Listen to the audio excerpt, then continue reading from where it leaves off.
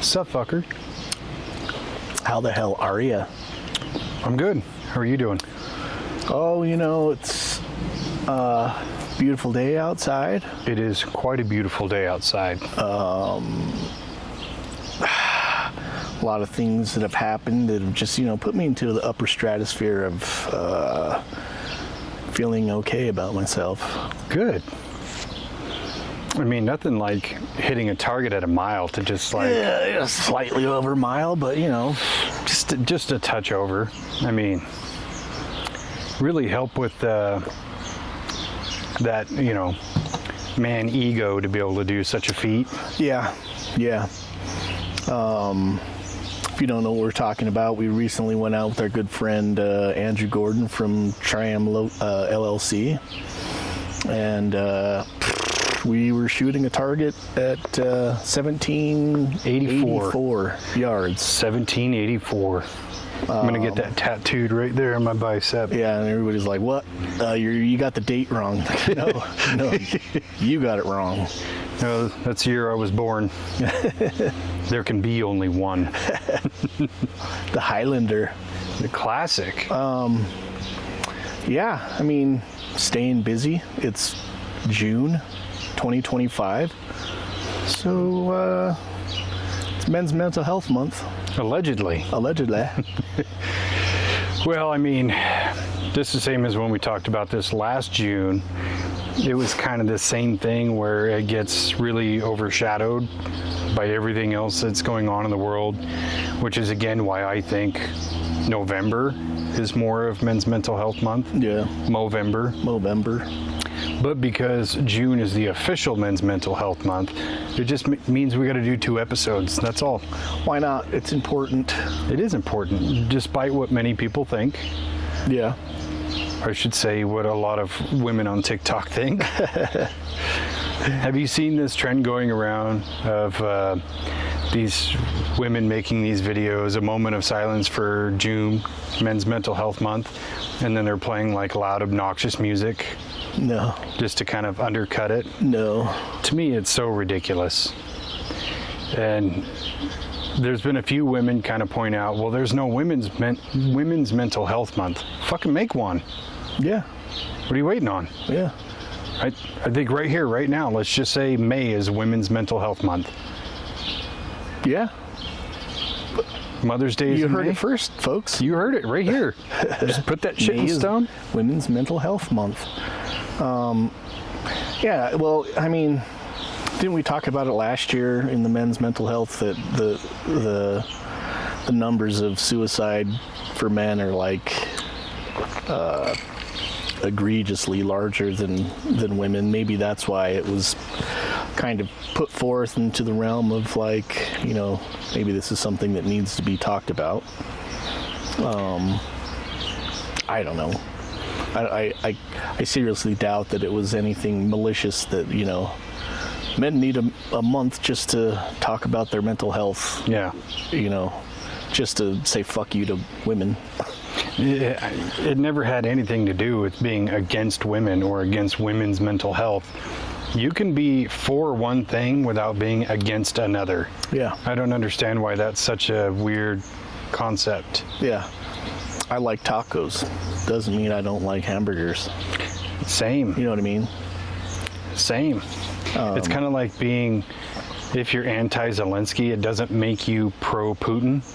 Yeah. It's kind of like that. Yeah. You don't have to equate one with the other. One thing can stand alone on its own. I think so.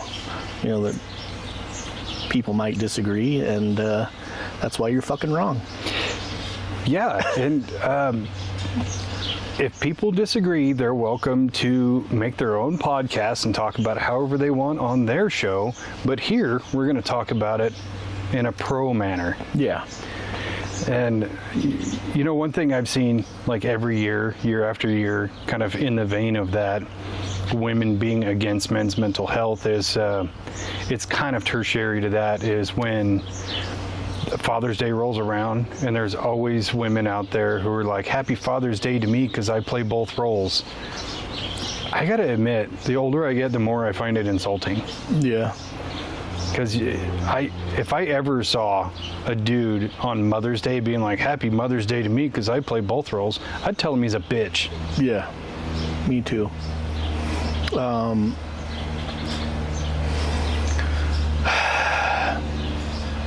I don't know. I can see there are a lot more incidents of absentee fathers than there are absentee mothers, I would assume, but like I haven't looked at the numbers on that. It just seems like women a majority of the time have custody of their kids, or like the father just isn't in the picture, which is, you know, if that is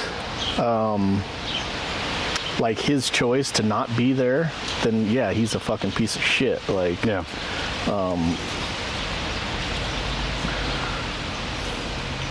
All of a sudden the wind kicked up and leaves were trying to fall in my drink. But, you know, I don't know. I don't see why people would want to do that. And maybe that's just me. I don't know. No, and I'm the same way. And that's why I think that's why I kind of, I'm going to say offends me in a little way, because I'm not one of those dads. Yeah. But I also think that there needs to be kind of a separation of it. Yeah. Of like, Father's Day is about celebrating good fathers. Yeah. Not about celebrating shitbag fathers. Yeah. So celebrating the fact that you made a baby one time and haven't seen the kid in 10, 12 years or whatever. Yeah. Never paid a lick of child support, you know. Never went to a baseball game. Fuck those guys. I think really what it tends to be to me is because it gets so aggressive about it when women are kind of like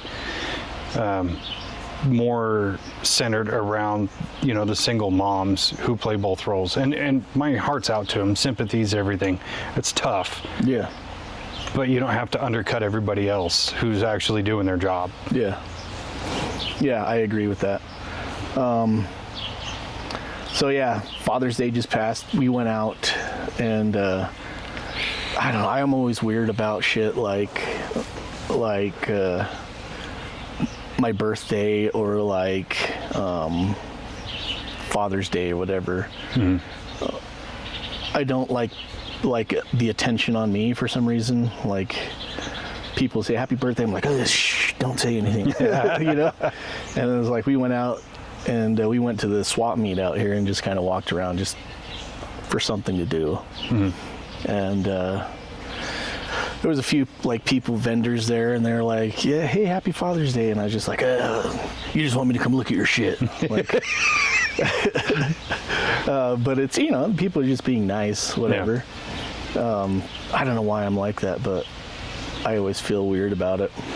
I think the older that you get, the more you feel that way, because I'm kind of the same way. Like I don't really want, I don't want like a Father's Day celebration for me. I don't like to have a lot of attention on my birthday kind of thing. Mm-hmm. And especially now where I get like less and less happy Father's Day texts or people telling me, that I'm just like, I'm actually okay with it. Yeah. And it should be the opposite of like, oh, what, nobody messaged me and say happy Father's Day? That doesn't stop me from messaging everybody I know and being like, happy Father's Day. True. You did message me and I appreciated that. You're welcome. And it's maybe it's my subconscious selfishness that I just don't like. But it's a reflection of myself on to other people of like, yeah, they don't want me to acknowledge it. Yeah. And I don't know. It's just like a extreme humbleness of like not wanting attention drawn to myself, and or like, yeah, I don't want to bother this other person with, you know, attention that they might not want. No, it makes sense in my mind. Yeah, because it is a weird thing. Like I said, especially when you get older, because you know when you're a kid and you celebrate your birthday, and it's like, you know, you want to have that party where family comes over and cake and presents and all that cool shit, and then as you get older, it becomes less and less important. Yeah. And then it's like you'll hit like your milestone birthdays and you're like, okay, these are cool, but for the next 10 years, don't bother me. Yeah. Shit, I think I've worked my birthday the last like 4 or 5 years. Me too. Yeah, I don't know if I've taken like my kids' birthdays off and Kara's birthday off before, but I don't think I've ever taken my own birthday off. I've taken mine off a few times. Yeah. But yeah. Maybe if it was like a Thursday of Hell Week, I'd probably take it off just because it's long change. Especially if it's a cleaning day. Yeah. Fuck this. Yeah. Vacay. It's my birthday. I'm not cleaning shit. You're right. Like, you're lucky if I clean my body today. I might not even brush my teeth. It's my birthday. I'll do what the fuck I want. It's my birthday. I want to lay in bed until 4-ish, until it's time to go out to dinner. Yeah, I want a 9 a.m. Bloody Mary because it's my birthday. Sleep for another 3 hours, wake up, have a breakfast beer. Yeah. That's what's up, dude. Yeah. I remember one of my favorite birthdays as an adult was kids made stuff for breakfast burritos, and then we watched Nuke's Top 5 for like 4 hours straight. Nice. And then, barbecued some dinner, and then just everybody just hung out. Yeah. Like, Perfect. I'm a simple dude. Yeah. I don't need a big party.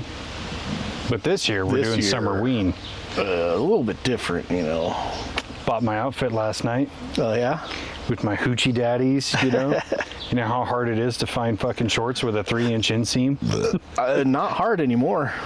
Kind of worried my old crinkly ball sack is going to fall out. Hey, that's what happened in the 80s, dude. It was the decade 80s, not 80-year-old. But yeah, so since November, what kind of changes have you been making to improve your men's mental health?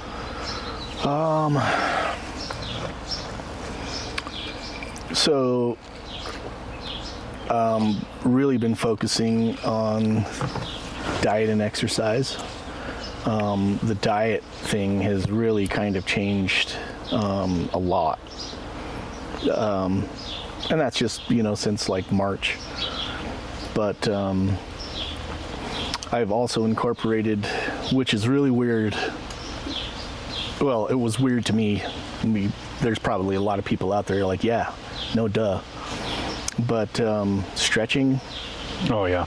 Like real, like stretching, almost like yoga, but like more intense. Mobility training. Because I'm getting old, dude, And so I want to be able to, I don't want to be one of these guys you see at work that you're like, fuck, that looks like it hurts. And I'm probably already halfway there, just to walk or climb up one of the ladders or, stupid shit. So yeah, I've been focusing on that. And then just in the past like month, I've really been trying to not. So I kind of just like leave my phone in my room. And like if I'm home, I leave it in my room. I'm at work, I'll usually leave it in my bag. That's why like if people are out there that can't get a hold of me, that's what's going on. Like I've been trying not to just like stare at my phone all the time. Yeah. And I don't know, it seems like it just makes my brain feel like it has to do more work or is more alive or engaged in everything. Yeah, I've definitely noticed the difference in phone usage and how it affects you mentally. And it could be the same for either gender, it doesn't matter, but I find when I spend too much time like perusing TikTok or whatever, it just feels like brain rot. Yeah. And it really makes it difficult for my attention span because I find I'm not even actually watching them. Yeah. Until I find something I want to watch. It's like It's like searching Netflix for a movie that you're going to put on for background noise. Yeah. You're still really specific, but for no reason. You spend 40 minutes looking for the perfect movie to fall asleep to. Exactly. Yeah, so I've been getting a lot better at it. I still have my moments where I kind of want to like just be by myself and shut everybody out and just brain rot doom scroll for a little while. Yeah. But for the most part, it's like if I'm spending time with the kids or, you know, if I'm playing video games or whatever, I don't even want my phone in the room. Yeah. So I'll just go put it on the charger in my bedroom and go in here. But sometimes it is nice to kind of pass like a boring moment. Yeah. But the more I'm around other people and the more I like watch and see how much everybody is kind of addicted to their phone. Like you can't be bored for 10 seconds without pulling out your phone. So when I'm cognizant of it, I'm more cognizant to put mine away and not do it. Right. Or even the moments where you're in the break room and you're like, I've been looking forward to going to break for 2 hours, only to go in there and everybody's doing this. You're like, all right, this is boring. Yeah. Yeah, that's one thing that like, so it's usually, now that Stitch is back with us, so it'll be like us three always on break together. And I think when Pat first came back, he was kind of like, he would always like pull out his phone and start watching something on his phone. Mm-hmm. And so I'd always just like put my phone down and just ask him questions about shit. And then like I'd get like Stitch involved in like talking about just random shit, you know. And then now it's like every once in a while we'll like kind of scroll through our phones and check out this thing that I found the other day and show each other stupid shit that we found. But for the most part it's like conversations and like asking each other questions about what, you know, what's going on. Mm-hmm. More personable shit, which I enjoy. Like, you know, for the past 2 weeks we've been kind of fucking burying my face in my phone because there was things going on that I didn't want to put my head up out of the sand for. But yeah, I think that, you know, it's such a huge difference of now I don't even like, I'll go places and then Carol will be like, hey, do you have your phone? No, shit, I forgot it at home. So I don't know. That's another thing. What about you? I still can't leave the house without it because I can get in the truck and drive somewhere and then just like be alone with my thoughts for 5 or 10 minutes and then I'm like, where's the music? I would die. Yeah. Yeah, the phone thing is definitely important, just to disconnect. And it's like I said, it's the same thing when you go into break and everybody's just on their phone or everybody wants to watch a movie on a tablet or whatever, and it's kind of become exhausting to me to actually try. Especially where like my dad's idea of hanging out is let's sit and watch a movie that both of us have already seen 12 times. And now my oldest is kind of the same way where like Tuesday when we went to the water park, he started a movie knowing I was going to leave, so I felt kind of obligated to sit and watch it. And I wanted to enjoy the movie and hang out with him and whatever.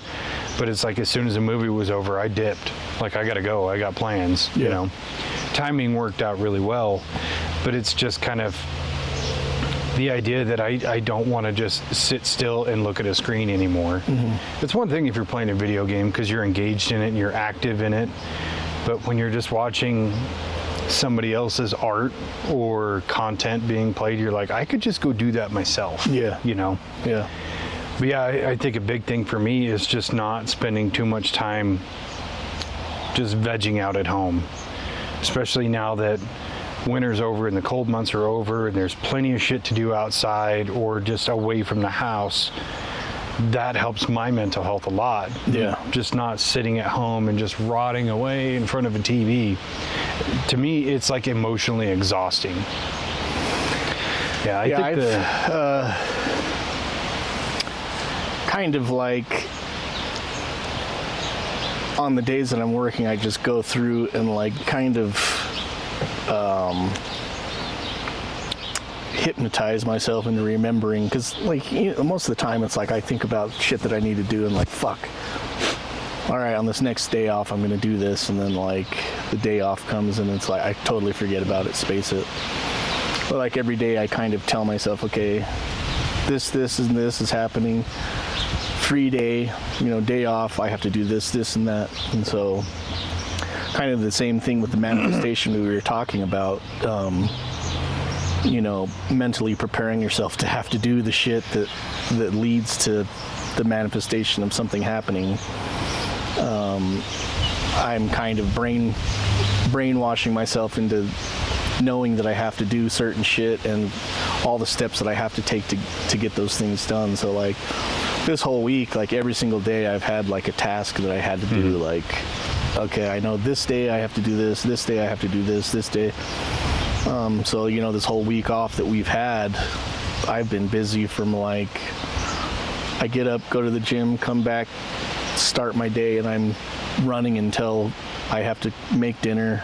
And then like, so I really haven't, I go to the gym and I listen to shit on my phone while I'm there, but like get home, plug my phone back in, set it on the counter or whatever, and then just start doing shit that I'm supposed to, like cutting the grass, getting the sprinklers running, cleaning out my freaking garage from last winter, which was, that took me like 5 hours yesterday to pull everything out, organize, sweep, get everything set where it should be, and then put everything back. But I think for me that's the biggest thing, is just kind of organizing and setting the intention of what I have to do, and then thinking about how I can get those things done, how long it's going to take, and then kind of going from there, and not really thinking about this sucks, or like fuck, why do I have to clean the garage, but like almost excited about having to do shit like that. Yeah, I've gotten a lot better about just setting my intention clear about what I want to accomplish each day. And I used to have this horrible problem where I would create like an unrealistic list of things that I should get done in a day. Yeah. And then I'd get like a quarter way through and I would just throw my hands in the air and I give up. Like there's too much to do. It's insurmountable, And then lately I kind of go like, well, I've got 10 projects on my list and I have 7 days off. There's no reason I can't get half of these done, but only have like a certain amount of chores and then one project to do, and then I have the rest of the day free. And I like this long change in particular, I've been really good about it because I've had things going on kind of every other day, but I still get one little thing done here, one big thing done here, and then this chore and this chore and this chore. And then I still have a load of free time every day. I kind of got burnt out of just trying to work myself too much to try to earn like a full day off, when instead I could just dedicate 2 or 3 hours to getting a few things done and then enjoy myself the rest of the day. Yeah. But I've also kind of only been like home about half of this long change because I've just been doing other stuff. But that makes those chores that I do when I'm home a little bit sweeter, because it's like, okay, I just had a day of fun.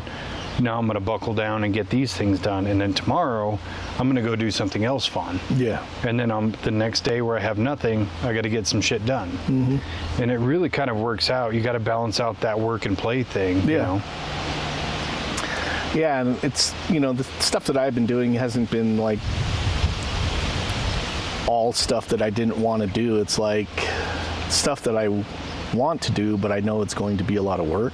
And so maybe it's just like rearranging the thought of doing those things and going through the tasks of getting that thing done and finding the enjoyment of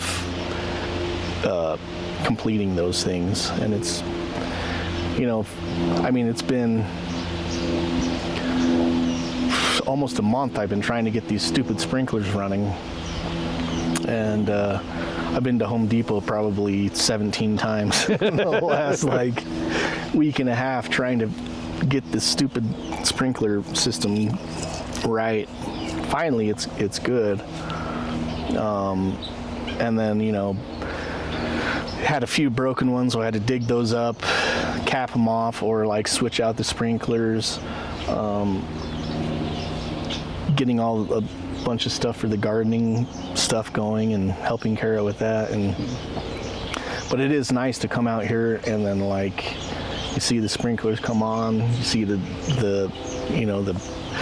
vegetation, the vegetables popping up now finally, and it's like, yeah, my grass is almost dead, but it's gonna come back.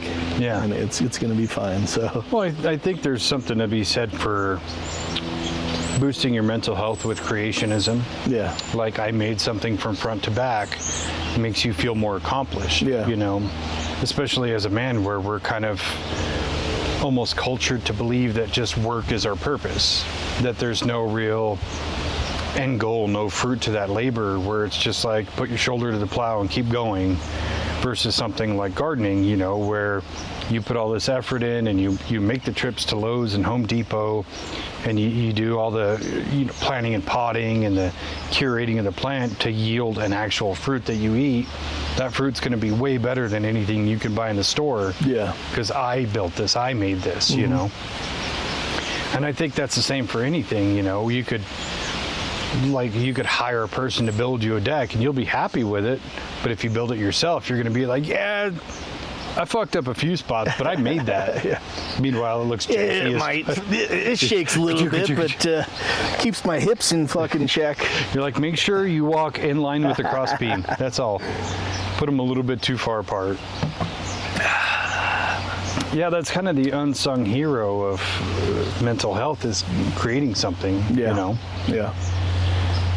Just being able to make something from scratch, and then when it's done, even if it's not great or other people don't enjoy it, you're like, I made that. Mm-hmm. Fuck those people. Yeah. This kid may be a little ridiculous, but I made him. I made that kid. Yeah, that's one thing that I feel like I really haven't had. And maybe it's not me, it's music. And like I've been playing a lot, kind of just like in the past like year, mostly with my oldest. And I think now that she's getting busier and has other things going on, I haven't played as much as I had been, and that's something that I think I want to keep kind of trying to push, but I just haven't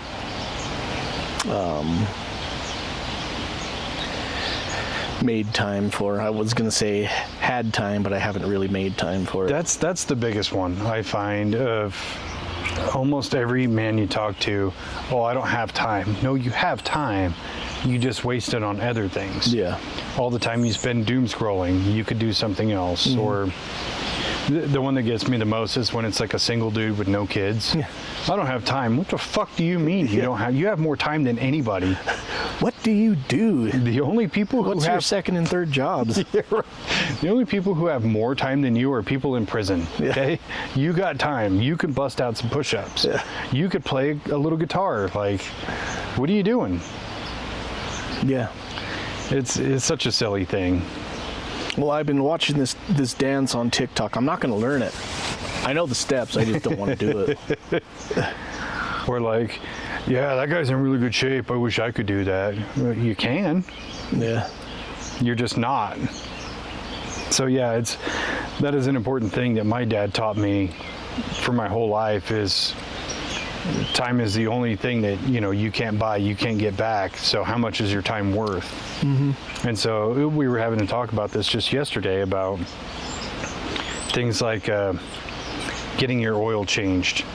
It's how much time are you going to invest in doing it yourself versus take it down to the dealership and let them do it. Yeah. Because I take it over there, I'm in and out in an hour.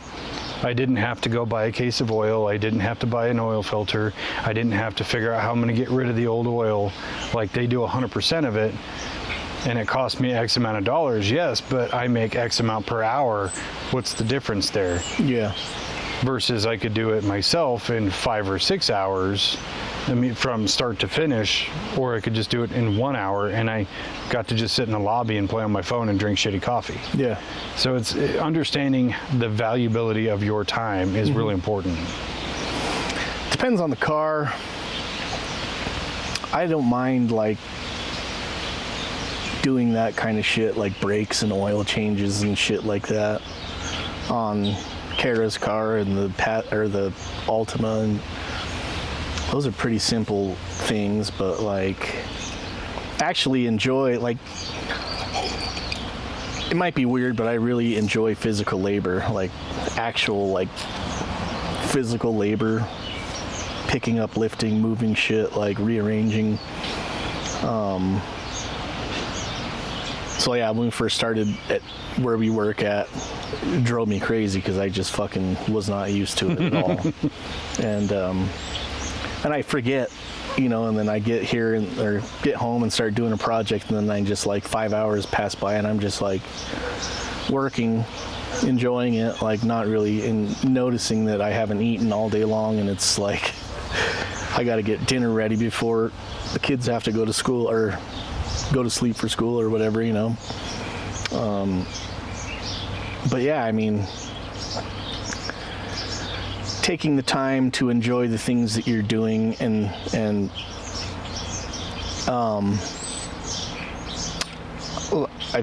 I've been talking about it, like brainwashing yourself into enjoying those things, but like really, if you're just taking the time and being in the moment, figuring it out, most likely you're going to enjoy it. I mean, yeah, there's very rare times that I'm doing anything, well, I swear all the time, but like I swear my way through everything that I do. Yeah. Like, I don't know if that's just a man thing, but like helps my mental health for sure. I think that's just like the exhaust pipe for what you're doing. It's like you don't hate what you're doing, but you're still just like, fuck, god damn it, fuck, fucking cocksucking. That's just letting all that negative energy out. That's all that is. Yeah, I definitely take the Matthew McConaughey approach to work and effort, and the way he says it is, happiness is only like a fleeting thing. You can enjoy happiness, but it's only momentary. You can find joy in the work you do. You can find joy in putting in the effort. You can find joy in the moment to moment, which is much more valuable than just finding happiness in an end result. Yeah. Solid logic. I take that same principle, especially when I'm at work and we have something out of the ordinary. It definitely makes it more, I'll say, joyful in the moment, because you know your end thought is like, I have this task to do and this much time to do it in. Excuse me. I'll find happiness in getting it done before my time limit's up and getting it done correctly, but I'll find more joy when I'm doing that task with people I enjoy working with, and we're talking shit and making jokes and, you know, just having a good time doing that shitty job. Yeah. And it's a weird conundrum, but it's absolutely true. 100%, because I've been on both, you know, you've been on both sides too, of like having to do those same jobs with people who are just fucking lame as fuck.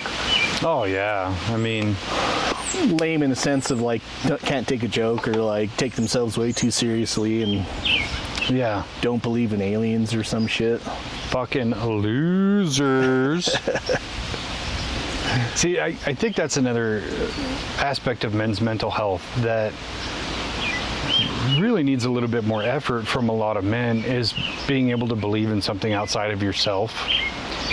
Because we know it's mostly men who don't believe in aliens or ghosts or telepathy or whatever, any fringe topic, I'll say. It's mostly men who don't believe in it. But it's like, what would it hurt you to explore it? Yeah. You might actually open up your mind a little bit, instead of just being like, nope, if it's not in this keyhole purview, it doesn't exist, you know? Yeah, I just think that, like, and I always, you know, talk about things in a very open-minded way. Well, some shit I talk about in a very closed-minded way, but even like over Father's Day, we went to my brother's house, and it's like all my nieces and nephews were all sitting on the back porch, and they were like just talking shit to each other, making fun of each other. It's kind of what my family does. That's the way to be. Yeah, and so I went outside, and one of them was talking about a dream that they had, and then so I Dream book. started asking questions about like so what do you think that dreams are? And then like each one of them were like describing what they thought the dreams were, and then okay, what do you think your consciousness is? What do you think that you're, kind of going through all the shit that we talk about, and then got them all just having a big discussion about like dreams and consciousness and like just outside the norm of what they usually talk about. And like I was just, asking questions, spurring on their conversation until it got to a point where they were asking each other all these different questions, and then I went back inside and I was just out standing there watching and still talking about it. Like, yes, I've created monsters out there. Excellent. But You're like, P.S. Have you heard of Dave-Inci's code? A lot of great information there. Lots of cussing. I don't know if your parents want to listen to that, but we talk about all this stuff. And that's fantastic. I mean, just the pursuit of knowledge can benefit anybody's mental health. Yeah. Because it's not the pursuit of answers, it is the pursuit of knowledge. And that's an infinite well. That's not just a place where you can learn more, it's a place you can kind of lose yourself. You can, and for so many people who read, they get lost in a book. You're reading a book, you're not thinking about your life or your finances or what's going on at work or anything. You're in that story, whatever it is you're reading. Or even in the same way, when you watch a really good movie, you're not thinking about any of, your peripheral life. It's just this and that, what you're watching. But the pursuit of knowledge, I think, is much more beneficial because you're expanding who you are as a person. Mm-hmm. The more you know, the more expanse your mind has. Yeah. And especially within the realm of mental health, the more you learn about mental health and understand those things, the better off you're going to be. Yeah, I think that a really crazy aspect of that too is like in the pursuit of trying to understand things that we talk about. For me, I think the biggest thing is realizing how little people actually do understand about everything. Exactly. But not in like a way of like, you small-minded fucking idiots. Yeah, how do you not know about this? It's just something like, that's not widely talked about or widely... Yeah. But it's like, even stuff that's like facts, scientific facts that they've proven, people don't really know about it or like haven't really looked into it. And that's not a bad thing. It's just weird to me that like... Yeah.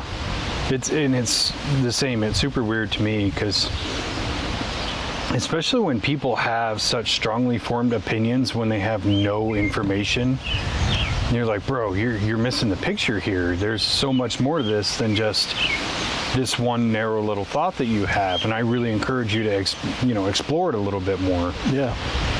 But it really is astounding, all the things that you and I learn about within the capacity of mental health, because every time we learn about consciousness or remote viewing or whatever it is, it just makes me feel like, wow, my earthly little problems really aren't that big. Like, oh, I came up short on rent. It's not that big of a deal because people can communicate with their minds. Yeah. Isn't this so much cooler? Well, it's like kind of validates or strengthens my affinity for seeing something that happens and saying, oh, that was crazy. Yeah. And then moving on, because I know that shit just happens sometimes, and whether it's good or bad or positive or negative, most of the time it wasn't meant to be that way, but that's what I'm how I'm taking it. And so if I can change my mentality of like, that wasn't intentional, that wasn't something that was set up to be that way because they, or whatever, the universe knew that I was going to get pissed off about it, you know, whoa, that was crazy. What's next? You know? Yeah. Anyway, moving on. Yeah. You know, and that's I think that's the most mature thing you can do as a person when something, you know, bothers you or pisses you off or whatever, is go, oh, well, it happened. Moving on. Yeah. What's next? You know. And I do, you know, like everybody, I'm sure, I have those moments where I get pissed off. And now, as I get older, those moments are getting fewer and far between.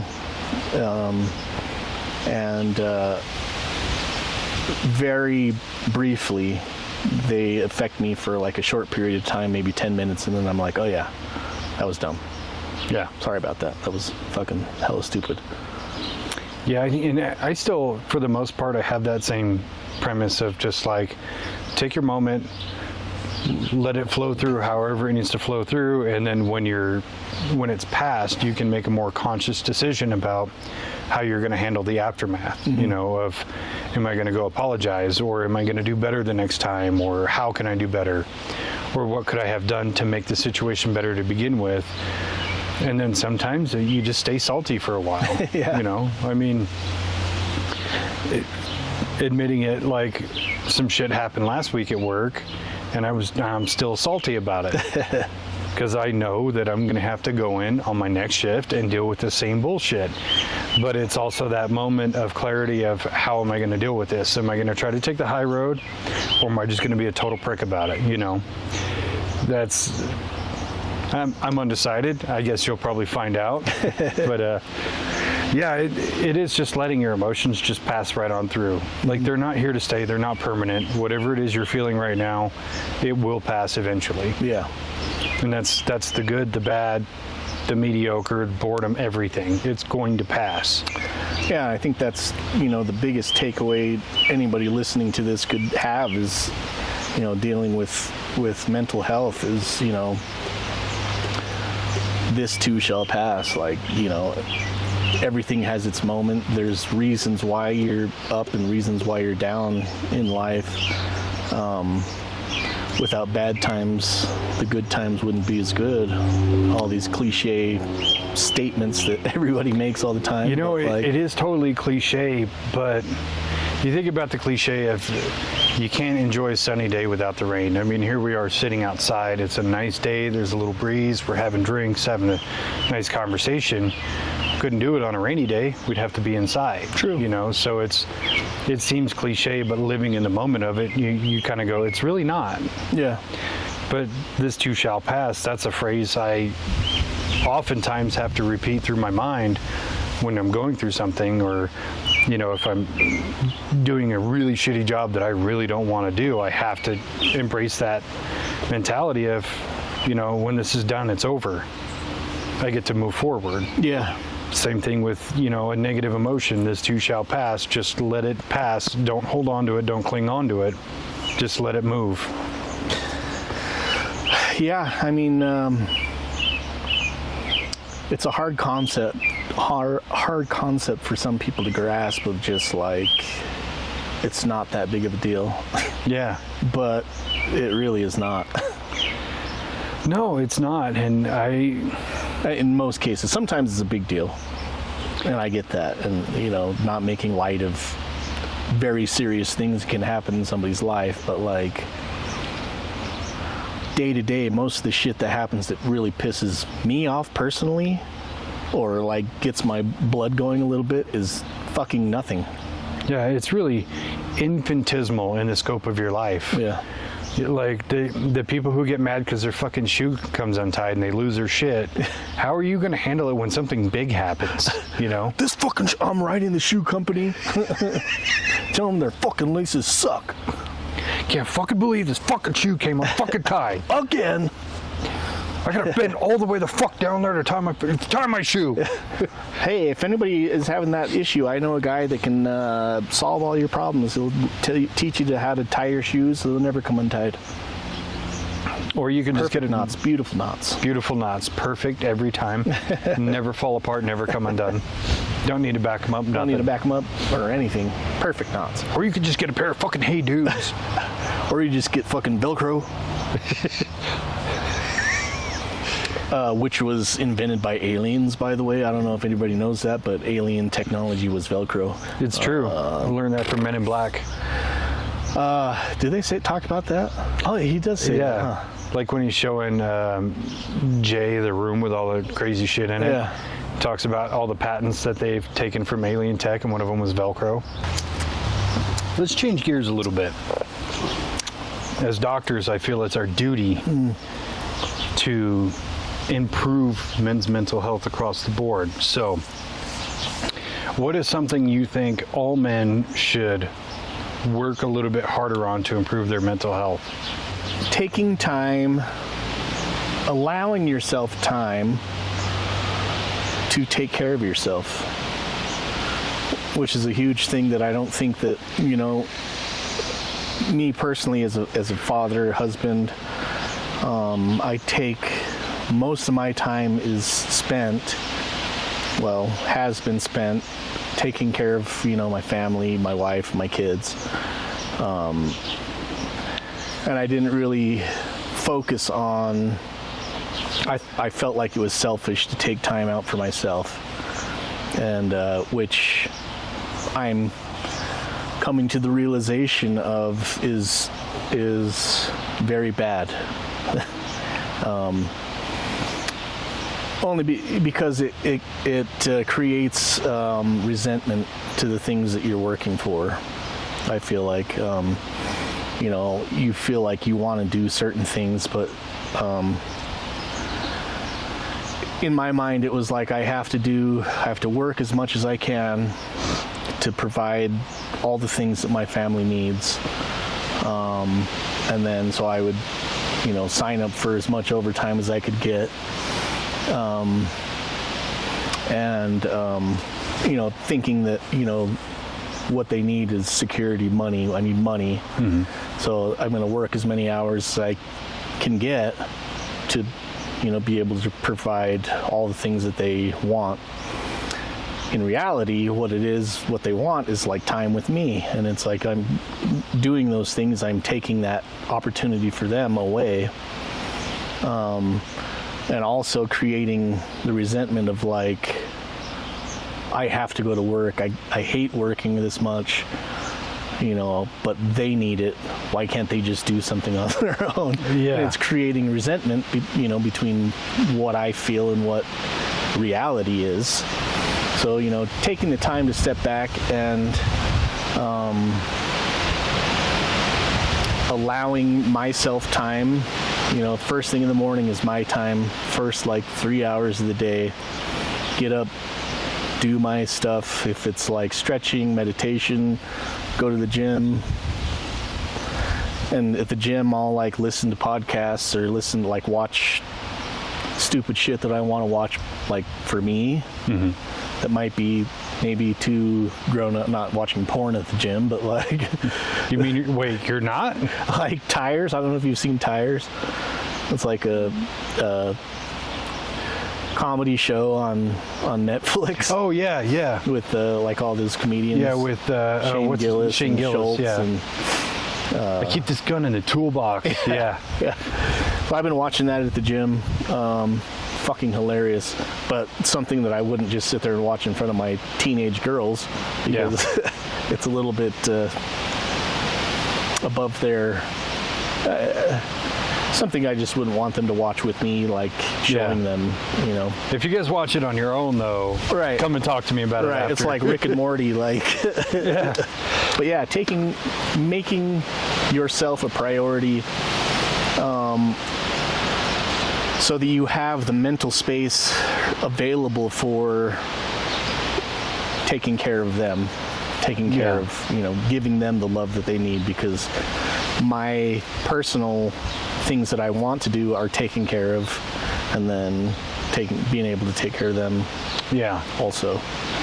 And I 100% agree, because even when I was in a relationship and I had a family with, my kids and stepkids and, that person, it was like I wasn't taking time for myself for anything, because it was either I was working or I was either signing up for overtime or getting forced for overtime, and then come home and I'd have chores to do and things like that, and it did build resentment for me, because it was like I'm doing all this for everybody else and nobody's doing a fucking thing for me, and just creating this false narrative to kind of support this like baseline of what I was doing, because I didn't think to do any better at the time.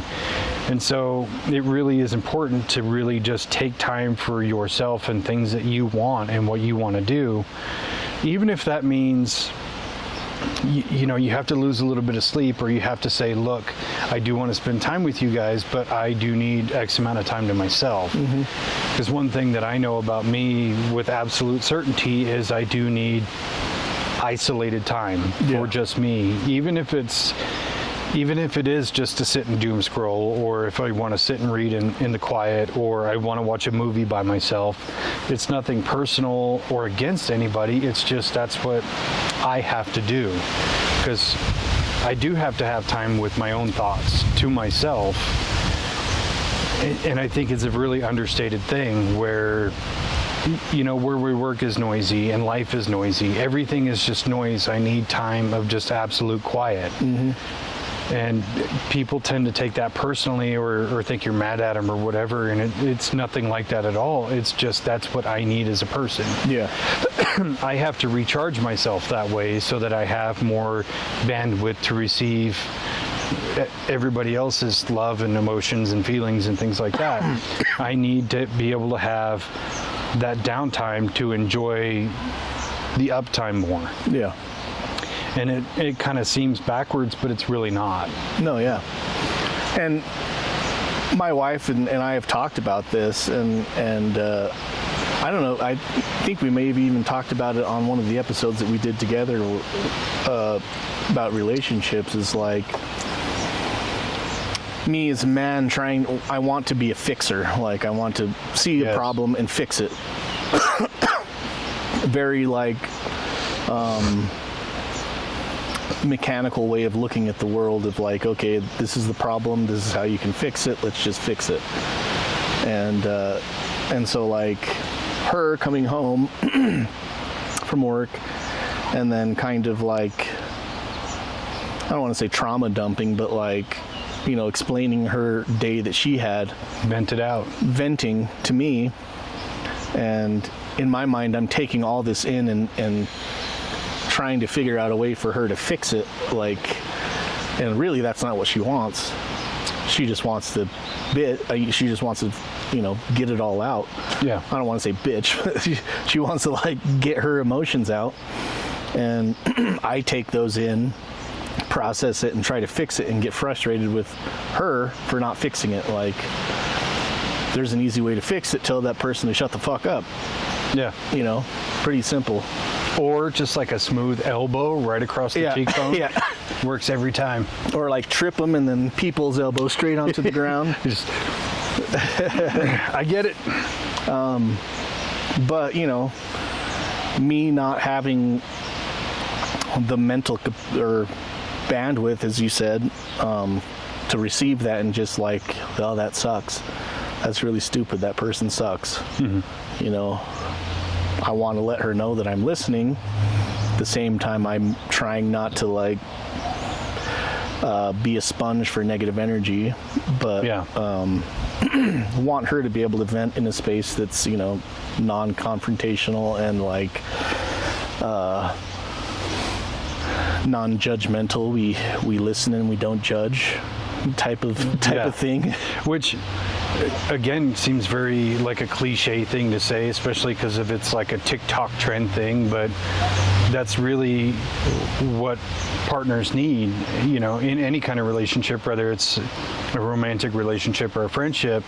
You have to be able to have that capacity to say, I understand you had a shitty day, tell me all about it, and I'm not going to be judgmental or say, well, you fucked that up, or this is how you fix it. It really is, like you said, the bandwidth of just, I'll receive what you're telling me without letting it negatively affect me. But I'm leaving an open space for you to, have this moment that you need to just vent all that negative shit out. Yeah. Even if I have to deflect it a little bit. You know? I deflect a little bit by like pulling up like Temu and finding like a switchblade and shit. Look, you can solve all your problems. Just one right to the jugular. Twist it. Yep. Open that fucker up. It'll never close. See, this one is shaped like a serpent, so that you go like that and twist. You've seen Face Off, haven't you? Yeah, and I think that's a great piece of advice for men is, when you have a partner or a friend and they need you to vent, it's our natural instinct to try to fix it. We don't really want that. Nobody wants that. Yeah. Doesn't matter if it's a male or female. And I know I've been guilty of that same thing. And then when you're kind of like advice on how to fix it gets rejected, you feel dejected, and then you get a little butthurt about it. But if I had known, many times prior what I know now, I wouldn't have done that. I probably would have led with like, do you just need a vent or do you need help? Let me know what you need and I'll provide it, without feeling rejected when I try to fix it. Yeah. And I mean, even posing that question, when you think about it, it kind of sounds like fucking that can be taken very badly, but like mostly not. Like, I think if you pre-pose it with a conversation of, I don't mean this offensively, or like, I can only do one thing at a time, it has to just be more of, I'm here to help you, but I need to know which road we're taking. right.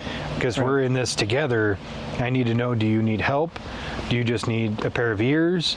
Do you need somebody to just confirm why you're mad? Like, I need to know what you need from me. Yeah. It's nothing personal. I'm not being an asshole. We're trying to solve this together. Yeah. I just defer to that guy fucking sucks. Fuck that dude. Yeah. Fuck that chick. The confirmation aspect of it. Yeah. You're just like, yeah, fuck that guy. Yeah. Let's fucking stab him. I know a guy at work. His name is Stitch. He's very murderous. Especially against people of different races. Mm-hmm. Wait. What's the last name? Steinberg? I'm all about it. Now, I think one thing that men in general need to work a little bit more on is not using escapism to deal with problems, because we have all different forms of it. You have alcohol, you have weed, you have the gym, you have food, you have going golfing, you have all these different things that should be a social contract or a social interaction or hobby that get used as escapism from problems. And to a large degree that's effective, but if that's all of what you do, like if you go home and get plastered every night, that's just escapism from whatever it is you're running away from. You have to actually deal with those problems, and instead of getting plastered every night, you get plastered with your friends or on a special occasion or whatever it is. You can't just smooth over your problems by, trying to ice skate past them. Yeah. And I do think like the biggest ones for men are alcohol and the gym. Yeah. Whereas I see you and you're like a really great example of, I get up and I do this and it improves my mental health because I don't want to do it, and then I get into it and then I'm enjoying it, and then when I'm done I feel proud of it and congratulatory. But you're not walking around flexing to everybody or telling everybody about your gym routine or taking gym selfies like a douche. You're using it in a very healthy capacity. And I take all the gym selfies. No. I don't believe you at all. But it's using it in a healthy manner instead of just saying, like, doing that instead of dealing with whatever's going on in your mind. Yeah. It's funny that you say that, because I see a lot of like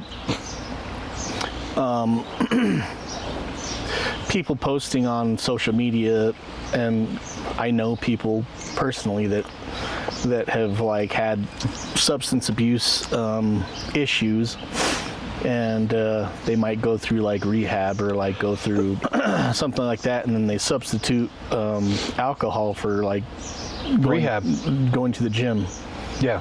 And it's like, part of that, I mean, you're doing one thing that's really bad for you and doing one thing that's can be very beneficial for yourself.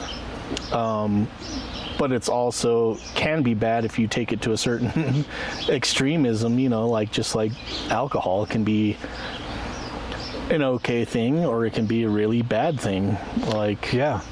it depends on what your focus is. And we've talked about that with a lot of the shit that we talk about with, like, even the paranormal shit. Like, if this is something that is consuming your whole identity, then it's probably not good.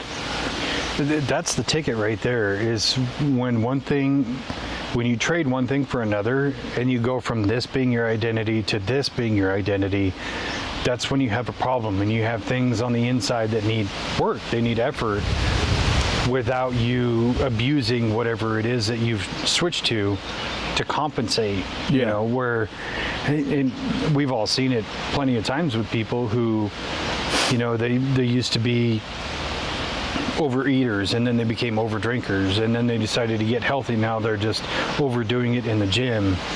And then, or it's like a religion thing. They go from, I used to be really heavy into drugs, now I'm super into God and Jesus. There's no balance in their life. It's just moving from one addiction to another. Yeah, it's just transferring one addiction to another addiction, instead of just dealing with yourself and cultivating your own personality. Yeah. Trying to find the balance of all the things that bring you joy without, like, going too extreme on one end or the other. Yeah. Kind of balancing out that teeter-totter of, like, healthy and insane. Yeah. Well, I mean, insane is a kind of a subjective term, because I've been called insane many a times because of, I like to do things that are, I'll say death-defying, because I can't think of a better word. Like, I like bungee jumping and what do you call it? Parachuting, things like that. Like, anything that gives you a massive adrenaline rush, I'm 100% down for it. Yeah. But people think that that's insane. It's like, it's insane to you, but not to me. Right. Because it's fun to me. Yeah. But to you, it just looks insane because you would never do it. Yeah. So, yeah, that's a subjective term. But it is insane to me to jump from one extreme to another thing that you take extreme, to another thing that you take extreme. Bless Sorry. you. Got that one out. Yeah, I do think moderation is important amongst men, because it's so easy for us to just latch onto something and just create our whole orbit around that. Right. And I've done it enough times that I know what I'm talking about. Yeah. And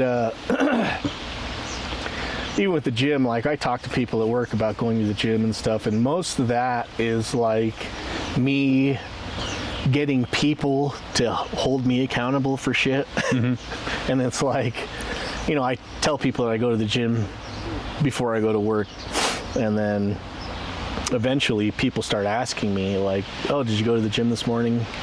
I'm like, yeah, I did. And sometimes I'm like, oh, yeah, no, I didn't. Yeah, I can tell because you look fucking tired. Well, I always look tired, but yeah, I feel like shit this morning because I skipped it. But, I kind of use other people as like a means to hold myself accountable, because I know they're going to bring it up or something. And that's great to kind of set up that, like, paradigm within your day-to-day of, especially people outside of your personal life that are going to kind of be a barometer of how well you're doing. Like, oh, you look like ass. You didn't go to the gym today, did you? Like, thanks. I'm glad you noticed. At the same time, go fuck yourself. Eat shit. Yeah, and I mean, the physical aspect of going to the gym really appeases to men's mental health, because we're built to do difficult things. I mean, compared to women, we have a stronger muscular system. We have a bigger, denser bone structure. We have testosterone that helps us lift and move things. So the innate ability to lift weights is better for us because we're literally built to do that. Our bodies are built and structured that way. Yeah. So that's a great thing for men's mental health. And then having people who not only hold you accountable in a way, but hold you accountable in a way that only men really understand and perceive by saying you look like shit because you didn't go to the gym. We don't take offense to it in like, oh God, you think I look like shit? It's like Are you saying I'm fat? you're right. I didn't go. I feel a little puffy today. It's cool, you know. I haven't sweat out the 3 pounds of water that I took in yesterday. I will say, if anybody's looking for, you know, something to do just to kind of really get your hormones and like both balance your hormones and ego at the same time, one simple thing that you can do is fucking deadlifts. You don't have to go to the gym. If you have dumbbells, just do your deadlifts with your dumbbells. Yeah. Do it until you get sore or like you feel the burn, and that's it. That's all you have to do. And one, it fucking cuts your ego in half because you realize that, like, you know, doesn't take much to get fucking tired while doing deadlifts, out of breath super quick. And two, it'll fucking throw your testosterone through the roof. The one for me that's like that is push-ups. Yeah. Because I used to really love doing push-ups. I used to be so good at it, I could knock out 150 cold in a row, no stop, no rest, no warm-up. And now it's like a struggle to do 20. Yeah. I'm building back up. It's taking me time. But now that, like, when I was doing that, I was in my 20s. And now that I'm just about 40, I look at the floor and I'm like, I don't want to go down there. Yeah, I don't want to put my fucking face in the floor. How am I going to get back up if I go down there? So it really is that humbling aspect of get down there and do it. And then, you know, those first few, they're really hard. And then you push past and you start warming up and you're like, I still hate this, but I'm going to do it. And you hate it all the way through. And then when I'm done, I'm just like, I'm glad I did it. Now I have like 24 hours till I have to do it again. Yeah. But then the next time you have that same problem. Every time you're like, I don't want to get down there and do this. Tough shit, do it anyway. Yeah. And it's extremely humbling. But when you find like you can't do more, or you're starting to gas out real quick, you're like, you can't even push your own body weight, bitch. And it just like forces your ego to shut the fuck up and do it anyway. Yeah. You know? Yeah. So yeah, deadlifts, push-ups, all the hard ones. All the hard ones. Because it's super easy to curl. It doesn't take anything to do an overhead military press. Get down there and push your own body weight up and down. I'll sit there and watch TV like...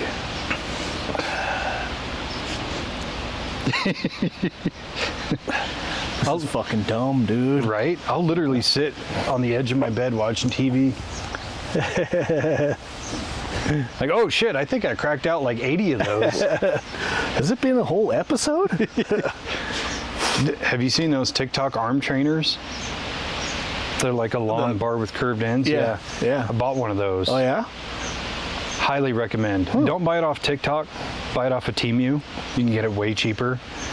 But just, so I used to do this thing with the boys where when we would play Halo, in between matches, we would have to do 10 reps of something. So either you got down and you did 10 push-ups, or you did 10 squats, or you did a 10-second plank or whatever. And the rounds are only 5 or 6 minutes, so we're cracking out sets all day long. Yeah. So I've been trying to reinstitute that, but because I've switched from console gaming to PC gaming, and it's in the, you know, in the studio room, there's not a lot of space. So I was like, yeah, I'm gonna get one of those so I could basically work my pecs real easy. Because if you do 10 lowers and 10 middles and 10, you know, up high, it works every aspect of your pec.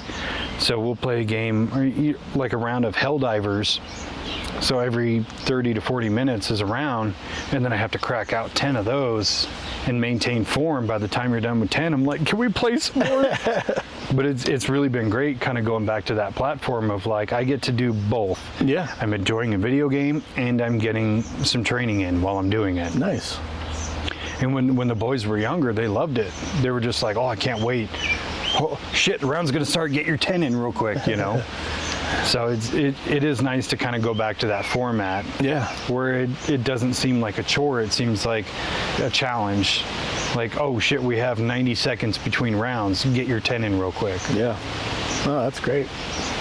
Just finding, I mean, again, not finding, but making the time to fucking do those things that you know are going to benefit both your physical and mental health. 100%, because you're going to be there no matter what. If you're playing the game, you're going to have that dead time in between. Either you could pull out your phone and get a few reels on TikTok, or you can get a set of 10 of something. Yeah.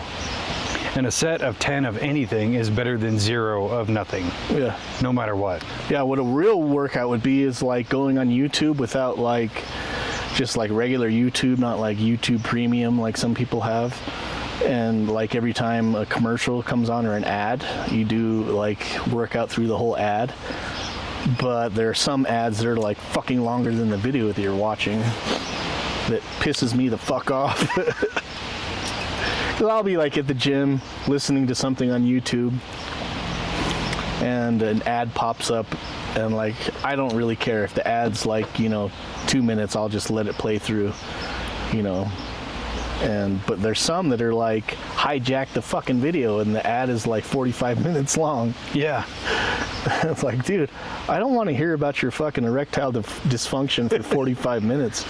Just sell me the Blue Chew and I'll fucking... Still not sponsored, by the way. Not sponsored by Blue Chew. Yeah, no, maybe that's why as kids we were in better shape than the kids are now, because we had regular TV growing up. So like when a commercial came on, it was your chance to like throw in a plate of poverty nachos and go to the bathroom. And then your siblings like, hurry up, it's back on. And you had to like run and vault over the couch. Yeah. We were doing like vaults every 10 to 15 minutes. True, and the episodes were only like 45 minutes at tops. And then after that, you got to wait until tomorrow or the next day. Unless it was TGIF night.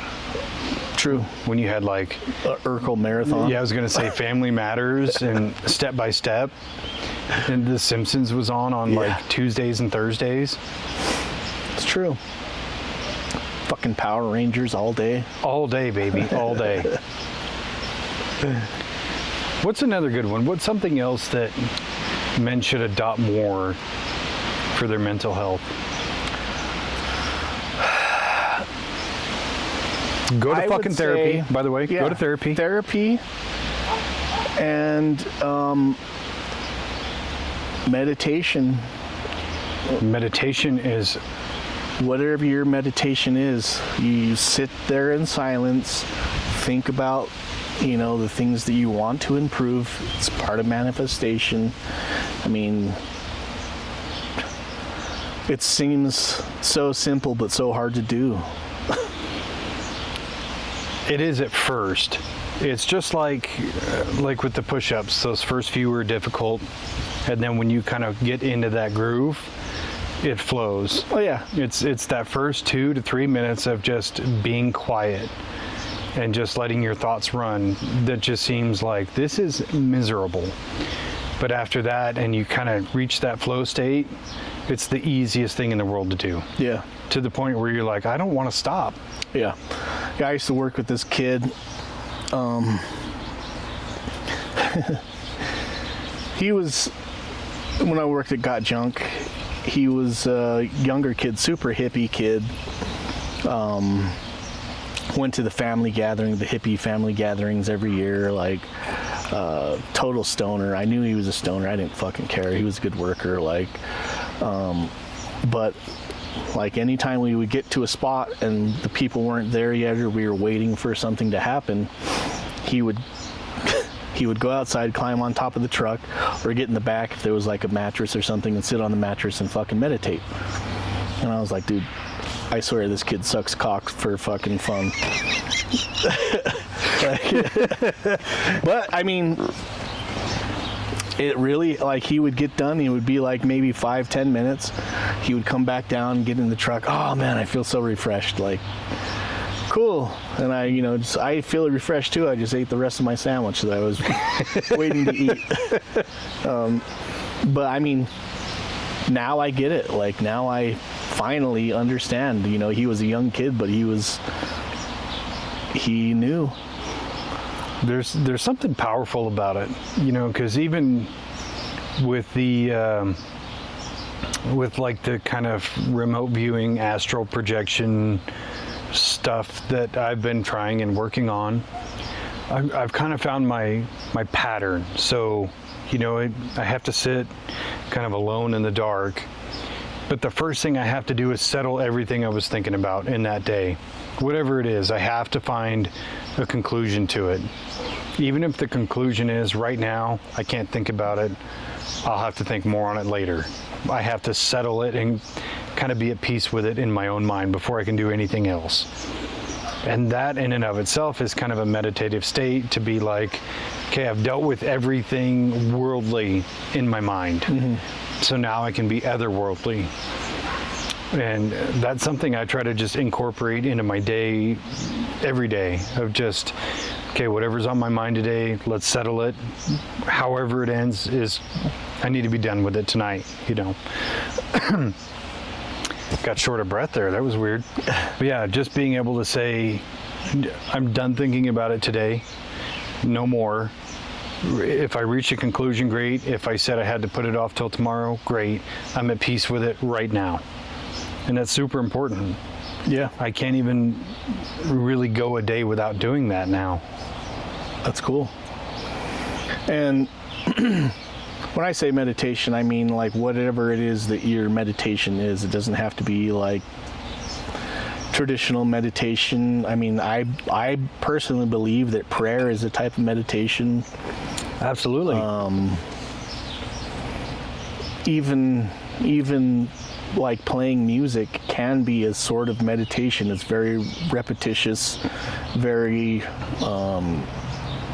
you get into that, trying to find that flow state of like where you're being led by emotion and subconscious thoughts without like dwelling on whatever it is that you're just in the moment in real life, like whatever it is, use your meditation.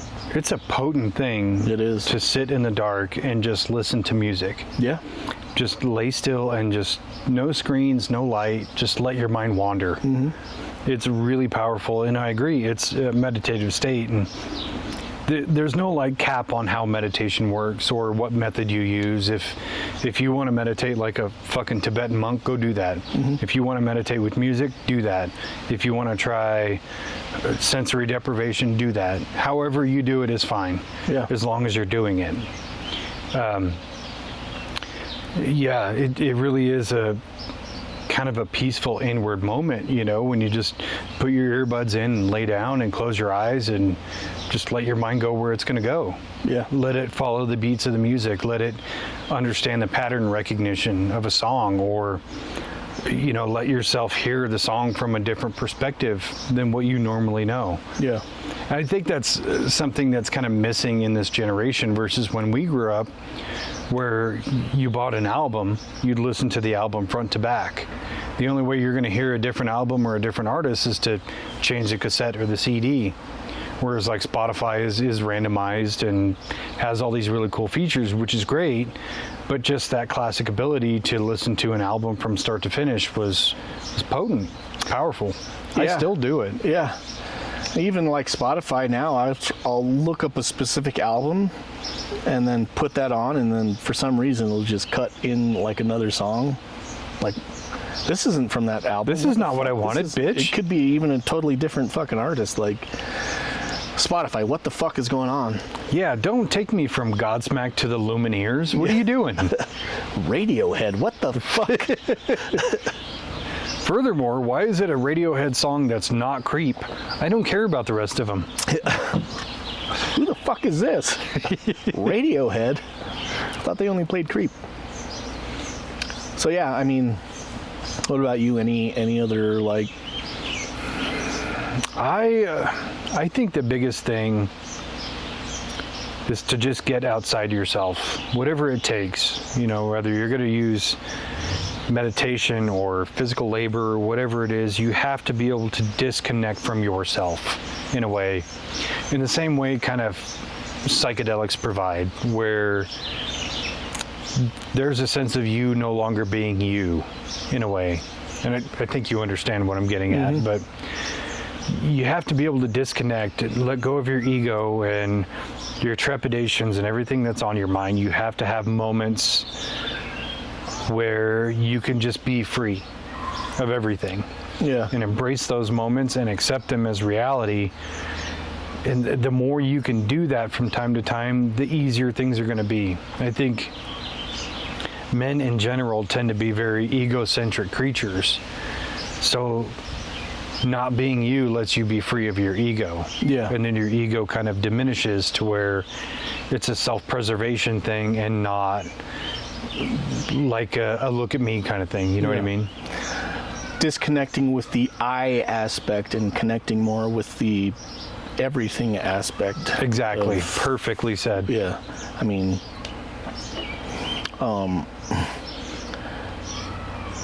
I had an experience a couple months back where I was listening to those astral beats and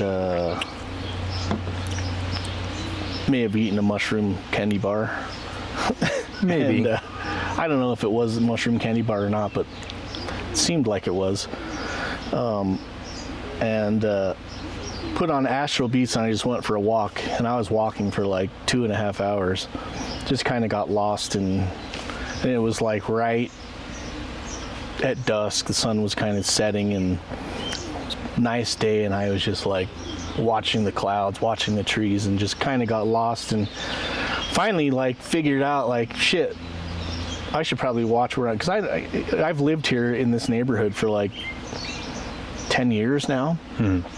And but I haven't really like gone out on foot and like walked through all the neighborhoods and shit like that. And so when I finally like kind of came back to myself, I was like, wait, where the fuck am I? I was like, shit, I should have been paying attention to where I was walking more than I was. And I realized that I was like 3 miles up all the way almost by the Benson Grist Mill. Holy shit. That's the only reason why I figured out where I was, because I was like in that neighborhood right along that highway right there. And I was like, fuck, man, I gotta go back before it gets dark and I really get lost in this neighborhood that I've lived in come for pick fucking me 10 up. years. But yeah, I mean, you know, it doesn't take any substances to do that, but you know, they can help. Absolutely. And I mean, and the stigmatism is fucking bullshit.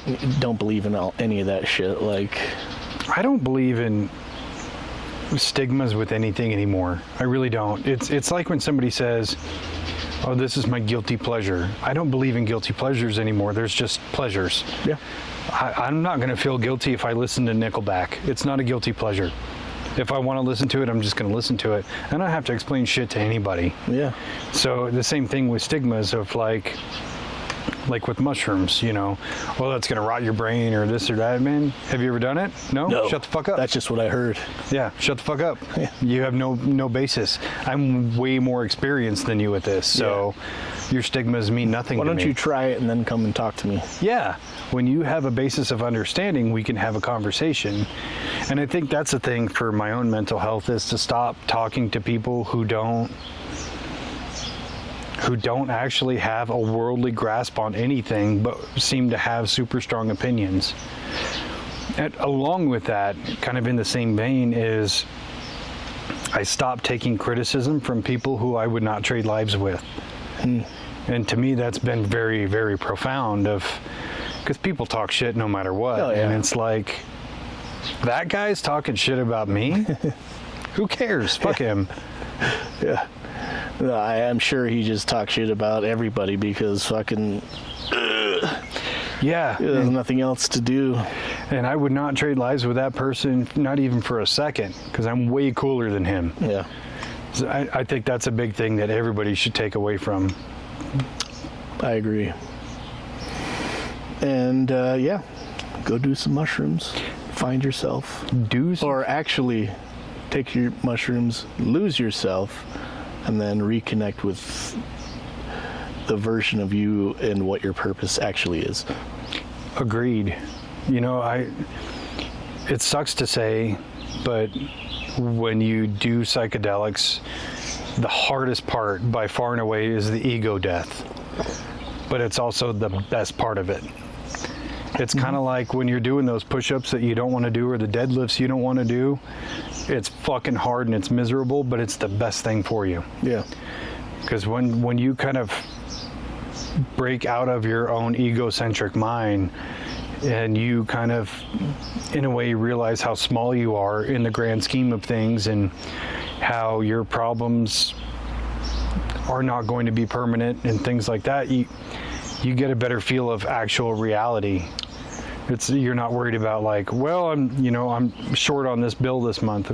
Oh well, I'll fix it next month or next payday or whatever. You get the sense of there are more bigger important things going on than that bill. Yeah. Or the fact that my shoe came untied. Yeah. There's everything else in the world is so much more interesting and more important than these tiny little things that in a month are no longer going to matter. Yeah, I mean, all those things are things that just happen to be things that you have to do, but like they don't have to be the bane of your existence month to month. It's like, yeah, you just do it and then fucking also do what you enjoy and find joy in doing those small things every single day. Don't let these tiny little negatives just consume your mindset. Yeah. It's really unhealthy. Yeah. And if you don't believe us about the psychedelics that we're talking about, did you watch the Y-Files episode you put out like 2 weeks ago? About? I watched like half of it and I dozed off, but I need to go back and finish it. It's really good. Because everything he was saying that I was paying attention to, and I think that's why I fell asleep, because I was so into it. And then I was like, fuck, I really want to watch it. But yeah, everything he was saying was dead on, perfectly accurate. Yeah. Everything. Yeah.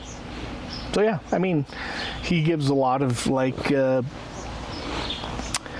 actual facts about, you know, certain substances that are very beneficial and why they're very beneficial and why they've been stigmatized and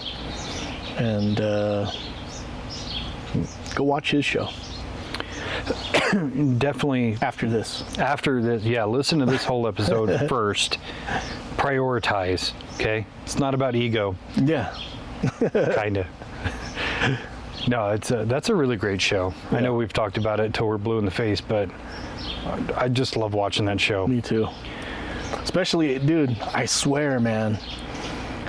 I don't know, yeah, like the stuff that we've been talking about, like, in the past, like, 6 months. We're like neck and neck. Yeah. Either we beat him by a week or he beats us by a week. I swear to God.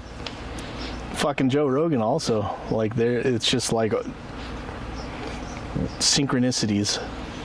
Yeah, did you see the one he did on synchronicities on the Y-Files? Yeah. Fucking great, dude. I was like, dude, did he just watch all the rest of the episodes he just did in the last, like, 2 months? God damn it, AJ and Hecklefish have been watching Dave-Inci's Code. Yeah. Swear to God. Swear. I wonder what state he lives in. So I know he was in New York, but I think he lives in Vegas now. Okay, so we're going to fly him out, and we're going to just do like 5 episodes. Yeah, might as well. Yeah. Talk about the same shit. Yeah, we're all on the same plus page. We're doctors. We're doctors. He's already got all the facts. He's probably a doctor at this point also. I think so, but he's like he's a fat guy and we're theorizers. True. So I think it'd be fun. Mm-hmm. Yeah. I'm going to send him an email later. I'll send him one too. I'll figure out how email works and fucking send it. CC Dr. Spence Angelo. I dig it. Any other final thoughts for men's mental health?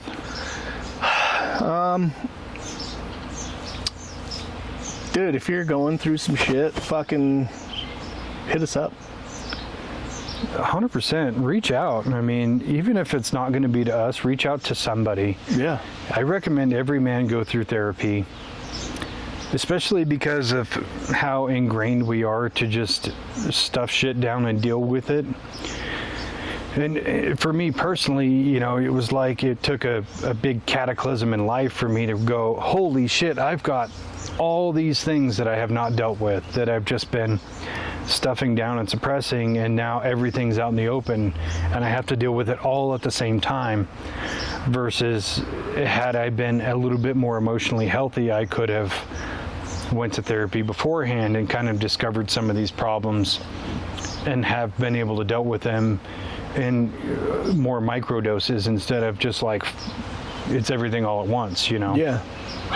I think therapy is a great tool for everybody, but I think men especially would benefit because when you go there, it's not a place of judgment or a sense of weakness. It's about healing and growth. Yeah. It's not about, you know, you're there to just fix your problems. You're there to identify problems and understand them and how to actually deal with them. You know, it's a great thing. I recommend it for everybody. Yeah. There's also like things that you can do online. Like one of my kids has a therapist that they talk to online, so it's not like you have to go there. It's like a Skype type thing, so it makes it very convenient. I know we live kind of far away from Salt Lake where the office is and stuff, and so we don't want to drive there sometimes we can't drive there because both Kara and I work, and so it's like, okay, we can set this up so that it's, you know, a weekly thing, and, you know, there's websites you can go on and search and find a therapist, and you can, you know, arrange it to go to their office or if you want to, or just do it over the phone or your computer or whatever. Just makes it convenient. So it's super convenient, not super expensive. Yeah, what is it? BetterHelp.com? That's a website, yeah. Yeah. That. And I know that would seem like a plug, but we're not sponsored by BetterHelp.com. But No. That's a great tool to use. You know, I think the big part of that again is just letting go of ego and saying I need help. Yeah. Because that's the biggest thing I think for men to do. 100%. Like, even the trope of like pulling over to ask for directions.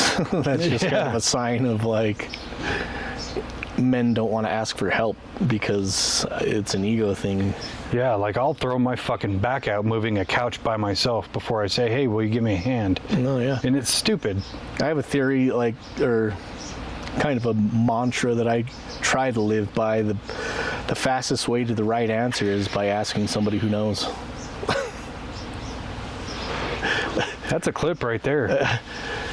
I don't want to try to figure it out. It might take me 10 years to find the right answer, but I can find out who actually knows the right answer and just ask them directly. Yeah. I'll know right now. And it's crazy how most of the time the person who has the right answer is your fucking dad. Yeah. Even though there's times you don't want to listen to him, you're like, God damn, he hasn't been wrong yet. Son of a bitch. Yeah. Kids, if you're listening, my kids, not kids in general, but like my kids, trust me, I know. Mine too. I know, you know, sometimes it's hard to believe, but I've been around the block 3 times because I was drinking, but... Yeah. A lot of times my kids will ask me stuff, I'm like, ask your mom. I don't know. Well, I'm a fan of, if I don't know something, being like, man, that's a great question, GTS. Google that shit. Let's ask Gemini. Chat GPT, what do you think? As long as it's not Monday and she fucking rips your ass. She's like, oh, really? Asking me another question? What are you, fucking stupid? Yeah. I thought we already established that. Yeah, pretty stupid for a doctor, huh? Idiot. Yeah, so I think we covered, you know, some of the more interesting points, like take time to yourself. Don't just swap addictions. Deal with whatever you got going on. Let go of your ego. Ask for help. Any others?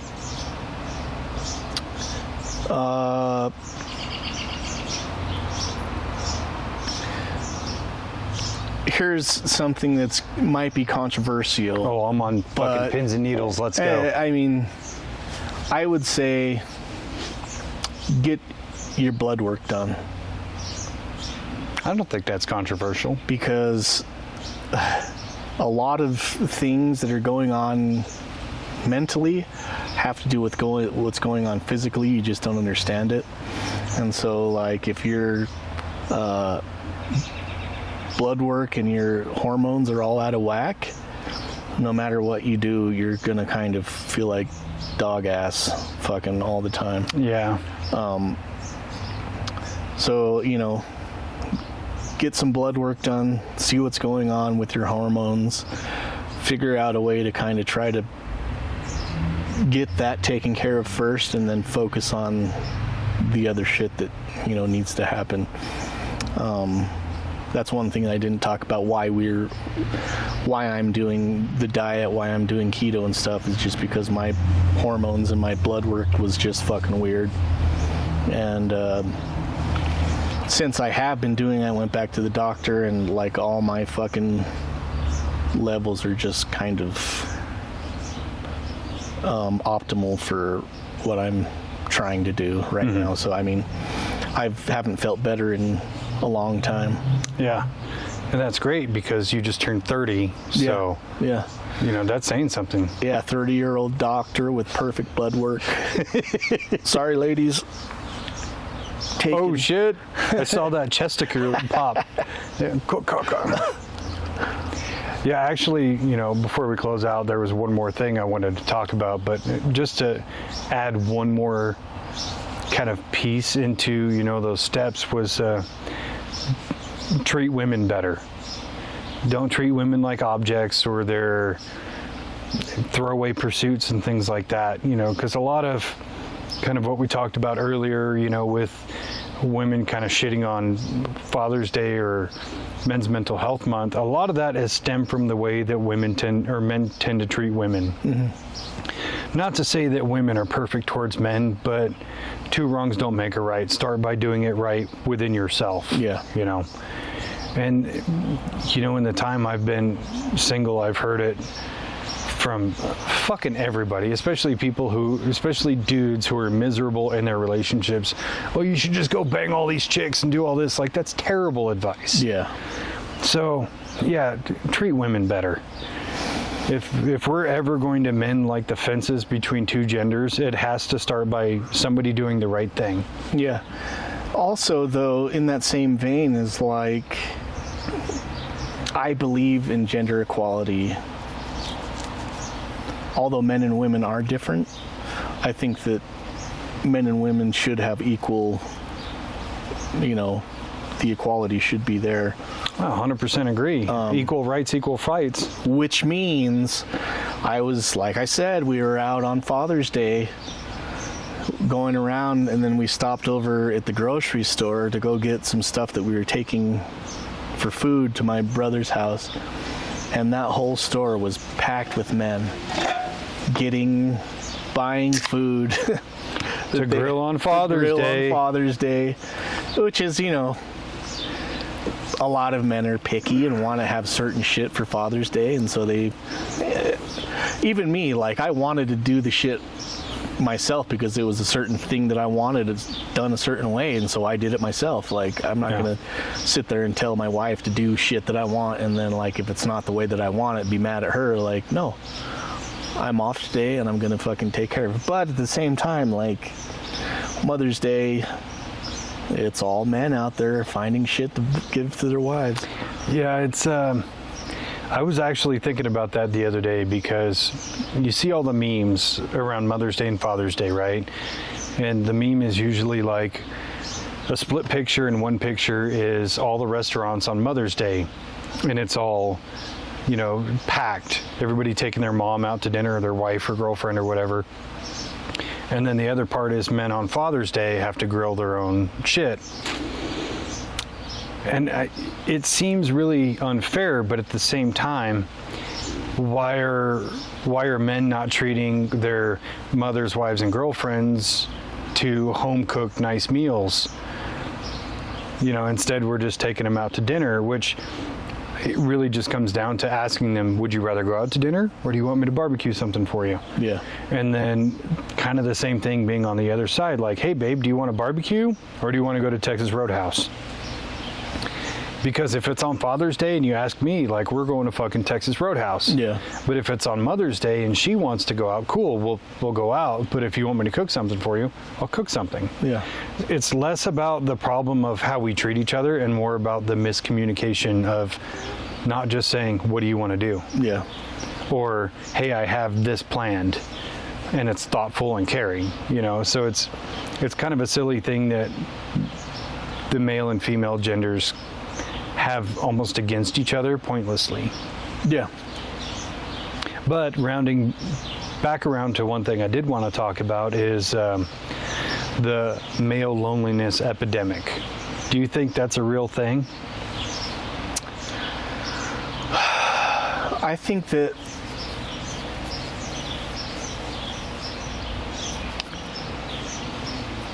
that's a loaded question. I think that it's more prevalent than it was in years prior, just because there's so many things that keep people from actually interacting in a real environment,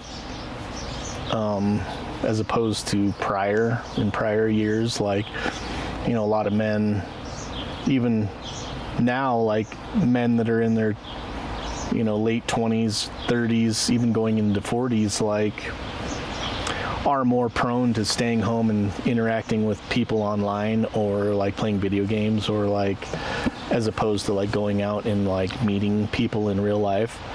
So I do believe, and then, you know, that which, you know, kind of sustains them throughout the day, and then when it's time to go to sleep, then it's like, oh shit, here I am again. Why didn't I do something about this? Like, so I do believe that it is a real thing, but I believe that it's kind of societal norm that is kind of taken over, or it's just something that people do now. And so, yeah, I do believe it's real. And can it be fixed? Yeah, you just have to go out and do actual real shit. What about you? I believe it's real on a person-to-person basis. I don't think it's an epidemic in terms of, how do I say this? I don't think it's an epidemic in the same way, like, everybody's dealing with it simultaneously. I think it's more like catching a cold. Like, you're gonna catch a cold this week, and then you're gonna get over it, and then I'm gonna catch a cold in September, kind of thing. And your cold may be super severe, but mine may be little, and I pass it in a day, kind of thing. But I think the way people portray this male loneliness epidemic is way out of context, because it's only portrayed as one-sided, you know, because there's so many different factors you can throw into it. And here's an example, is you've probably seen some of these videos where a man will take a woman out to a date, and she's on her phone, you know, taking a recording saying, well, this guy took me to the Cheesecake Factory for a date after I look like this, and it makes that guy feel like shit, right? Especially because that's like a $200+ date. Yeah. And then posts it online and just acts like an ungrateful piece of shit. But what's the flip side of that? You have 20 dudes trying to hit up on one chick just because they just want to sleep with her. They just want to use her for her body. So, like, those things kind of start canceling each other out. Or men talking about, you know, I can't find a partner. Okay, what are your expectations? Oh, you want a super low body count, and you want her to have no kids and things like that. Like, forget about it. You just narrowed that down to such a small amount of the populace. You have to broaden your horizons a little bit. Or, you know, men who want like a perfect 10, meanwhile they look like a 2.5, that sort of thing. So there's so many factors that go into it. And I think a lot of men are choosing to stay alone. And this is from my own perspective of, not because, there's no suitable mates or anything like that. It's just, it's not a priority for many men, especially myself, to go out and find somebody. Yeah. Like, I'm perfectly happy being on my own. So in order for me to be with somebody, it has to be a lot of value added to my life. Which, not to say like, oh, she has to be a perfect 10 and have all these stupid stipulations. It's not like that at all. It's just about, I don't have any more space in my life for drama or just ridiculous shit that I shouldn't have to put up with. Yeah. So it's, if a person comes along and it's a great fit and, everything's hunky-dory, great. If nobody comes along, great. Learn to be happy by yourself. So is that something that's taken kind of a while for you to get to, like that mentality? Oh yeah. It's taken quite a while because of just going through different stages where you have like a healing stage, and then there's a stage of just pure rejection where just every woman for whatever reason rejects you, no matter how good you are. And then there's a while of I have to sit with everything that I've been through, and going through everything, and not only healing and growing, but emotionally maturing to understand, like, I don't need somebody to make me happy. I'm happy by myself. If you want to add to that, great. If you're not going to add to that, you don't have a place. Yeah. But that takes a long time of being alone. Yeah. And like you were saying with, you can sustain through the day, but then it's nighttime, and then suddenly you're kind of hit with it. Like, you have to deal with that a lot before you can really be at peace with yourself. Yeah. And I think that's kind of part of the whole thing is finding that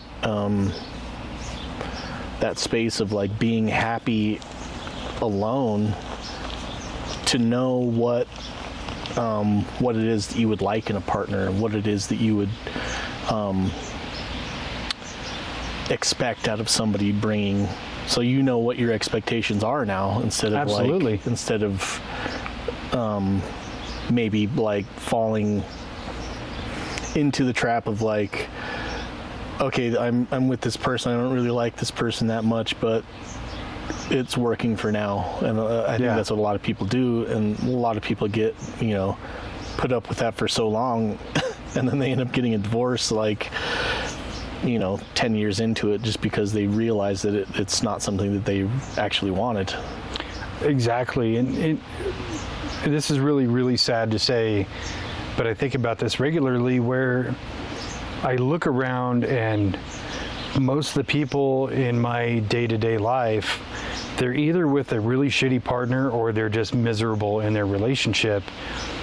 And then I juxtapose that with my own life of where I'm single, alone, and there's nobody in the picture at all. And I go, man, I feel like I got the better end of the deal. Where, and we all know people that they're genuinely miserable, but they claim they're happy and they're not. Yeah. And it's like, I wouldn't trade what I have now for that. It just doesn't make sense. Yeah. Why be miserable on purpose? Yeah. But yeah, you're 100% right. I have a much better idea of not just what I want, but what I will and will not accept, where I have hard boundaries of, if you do X, Y, or Z thing, it's a no-go for me.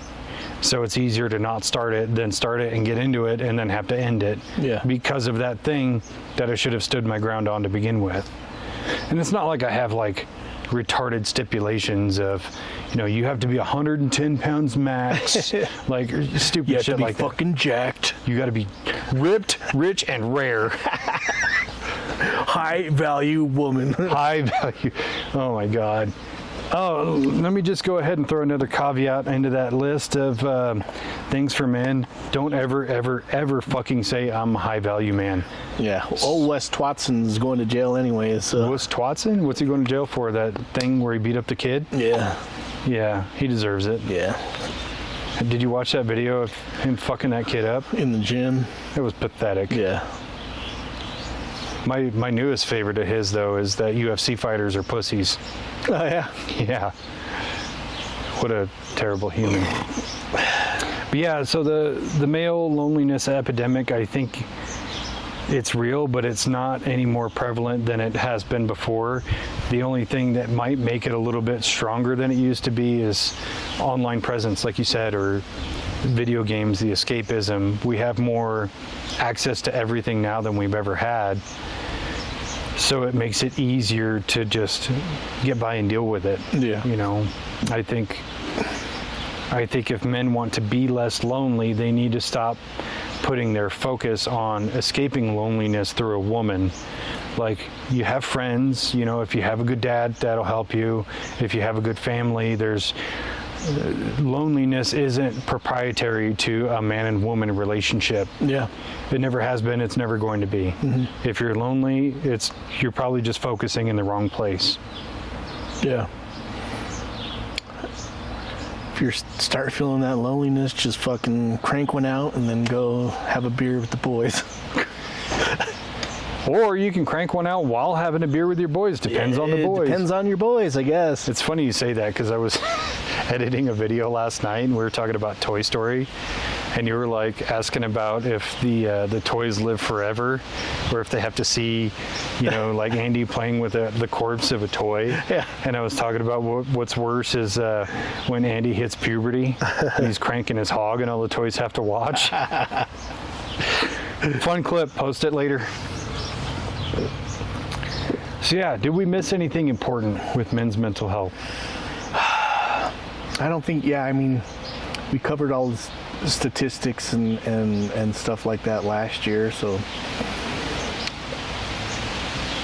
just again, reiterate, if you're feeling a certain type of way, reach out, talk to somebody, get some help, talk to your parents, talk to your family,